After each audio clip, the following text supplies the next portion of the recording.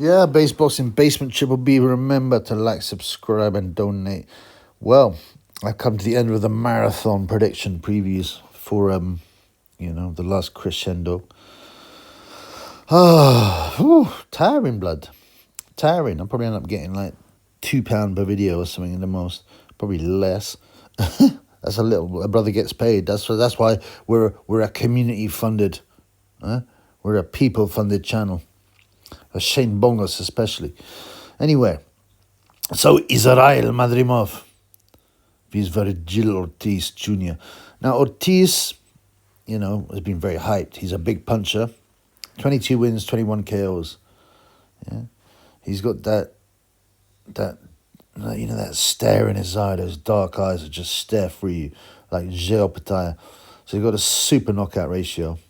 I mean, it's about the same as Beterbiev's, although Beterbiev has been higher. But, so he's dangerous. But looking at his record, his last fight against Serhii Bohachuk. Now, Bohachuk, in my opinion, was robbed. I mean, he dropped Ortiz in rounds 1 and 8 and lost a close majority decision. I didn't agree with that. But Ortiz obviously is the promoter's favorite. Obviously, they're desperate for their Hispanic stars in the United States for pay-per-view reasons, and they're very biased, the Americans. Previous to that, he knocked out Thomas Dulorme, Frederick Lawson, Michael McKinson, the unbeaten guy from I think Portsmouth in the UK. He went 9 rounds. That's not bad. Oh, another really hard to pronounce name, Egidigus Kavaliauskas. I mean, must be Lithuanian. He must be from Lithuania, surely. Yes, he is. Based in America. He got stopped in 8. Maurice Hooker, half-decent fighter, stopped in 7. Samuel Vargas stopped in 7. So he was stopping everyone, basically, Ortiz, until he ran into Bohachuk. Then he got dropped himself. He was on the other side of the table. Yeah. And he's now fighting Madrimov. Now, Madrimov, I've always rated. I sort of thought he might be a Golovkin character. He's got 1 draw, but that's a technical draw when, caused by a head clash. It's just not even worth thinking about. Against a guy that he'd stopped previously. I can't remember why there's a rematch. Someone tell me. I can't bother to look. And obviously, so I mean, he was effectively unbeaten until he faced Terence Crawford. And he lost a close-ish decision, I would say. So the WBO interim world super welter. Super welter. It's so silly. It's like junior middleweight. It's so stupid. It's a light middleweight. That's all you got to call it. Light middleweight. When I first started getting into boxing, I was reading boxing magazines like KO. I go, what the hell is a junior middleweight? I thought it was like, an underage middleweight, the middleweight belt for teenagers. And what did super welter mean? I was like, well, this is great. I worked it out, obviously, but it's nonsense. It's called light middle. And it should stay light middle. All right? And so they're fighting for the WBC interim world light middle title. Okay? Which is weird because Ortiz just won the WBO interim world, and now he's fighting WBC interim world. How many of these interims and worlds? That's so ridiculous, man. That's so ridiculous. You end up having about 8 champions, alleged world champions per weight. And then you throw a WBA in, they've got 8 champions on their own probably per weight. Vergil Ortiz Jr. now, so that Israil Madrimov is a very tough guy, a very tough dude. Crawford, I'm not saying he's overrated. He's generally ranked as possibly the pound for pound, but, he's only had 5 fights in 5 years. He's 37. His resume is not as hot as people say. If you say, well, what's his best win? I mean, he's been fighting at world class for years, but what's his best win? Well, KO Amir Khan. Everyone's KO'd Amir Khan. KSI probably KO Amir Khan. Kell Brook, come on, man. That Batman was shot. Sean Porter. Errol Spence coming off a big car crash. Israil Madrimov is the best win, I would suggest, Crawford. And that was a tight win. Probably deserved. But I had him winning by maybe 2 rounds. So Madrimov is a tough proposition. It's an even fight on the bookies, more or less. I'm edging towards Madrimov. These American fighters, You know, they're not really used to traveling. You know, you get a lot of other guys from other countries, and they travel all around the world. And you know, look at Usyk, someone like Usyk. How many countries he's fought in? How many backyards he's fought in? You don't get that with US fighters.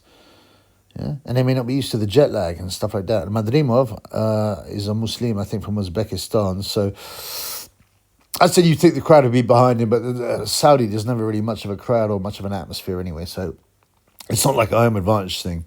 There won't be any difference in, you know, there won't be that buzz when you got all the crowd behind you and it lifts you. There won't be that. You know, there'll be a couple of polite hand claps while most of the Saudis are looking at their phones probably and taking selfies. Seen it for Ronaldo's in the house. You know what I mean? Or Conor McGregor. I wonder if they will be. I wonder what celebrities will be there, whether they're going to fly in all these people like they've done before. But, I mean, you know, Ortiz can bang, but I have faith in Madrimov's chin.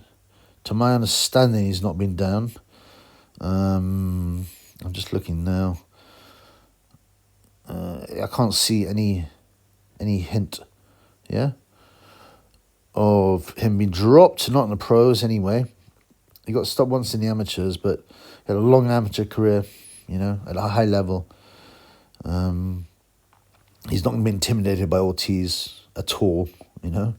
If anything, Ortiz might be slightly intimidated by Madrimov because he's come off, you know, a lucky win against a Bohachuk, and he's fighting in Saudi. Yeah, Vergil Ortiz has only fought out the United States once in his entire career, and that was in Maycor, and I assume he's of Mexican origins, you know, in Cancun. So that's you know, that's the first time basically him fighting outside of his turf. Yeah. Whereas Madrimov has fought in the US as well, most of them, but, you know, he's not American. He's also fought in Uzbekistan a couple of times. He's fought in the UK.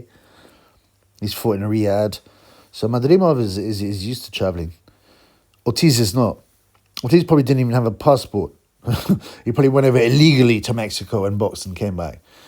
But in all seriousness, yeah, I mean, people always forget the jet lag factor. They always used to say, oh, you got to go to America to win the titles. The Americans would say it would bug me so much. It's like, why? So you got home advantage. The other guys are suffering from jet lag. You know? It's nonsense. So have a taste of your own medicine. Now it's Saudi, the top dogs. I'm going for Madrimov. Can he stop Ortiz? Well, if Bohachuk... I mean, Bohachuk's a good fighter. Let's not mess around. Let's get it straight here, as Steve Bunt says, before he sticks bars up people's batty holes. Bohachuk's a big puncher. 24 KOs in 25 fights. And he deserved that win. If Bohachuk can drop him, Madrimov can drop him. Madrimov is probably not the puncher the Bohachuk is, but he's solid and he can take a punch.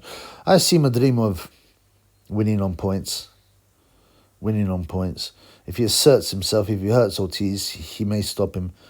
I don't know. I always get the feeling with Madrimov that he's. I mean, it's not based on any data, but he's big at the weight. He's been around the same weight for most of his career, although he fought at 158 once. Vergil weighed in at 153. Madrimov 152. I wonder if the scales were slightly off because a lot of these guys have been weighing in have been 1 or 2 pounds down. You know, I wonder if the scales are a bit off in Saudi. Maybe to let one of their favorite fighters make the weight. And you got to look. You got to think. Well, okay, who made the weight bang on? Who made the weight bang on? That's when you get suspicious. Let's go Beterbiev. Beterbiev is the only fighter I'm just looking quickly. Out of the big fights here, who was bang on the weight. Everyone else is like 1 or 2 pounds down. Oh no, Boatsi was 175. Boatsi and Beterbiev were 175. But yeah, I don't know. Maybe there's no problem with weights, but I'm slightly suspicious. These guys are so professional, weighing themselves all the time, and what they come in 2 pounds underneath. It's 2 pounds is. It's to have a guy on the street, 2 pounds is nothing. But in boxing, 2 pounds is a lot. Huh? To go under the weight. So I'm slightly suspicious of the scales. Regardless, I'm just tipping Madrimov to edge it or to win on points. And with a chance of a late stoppage.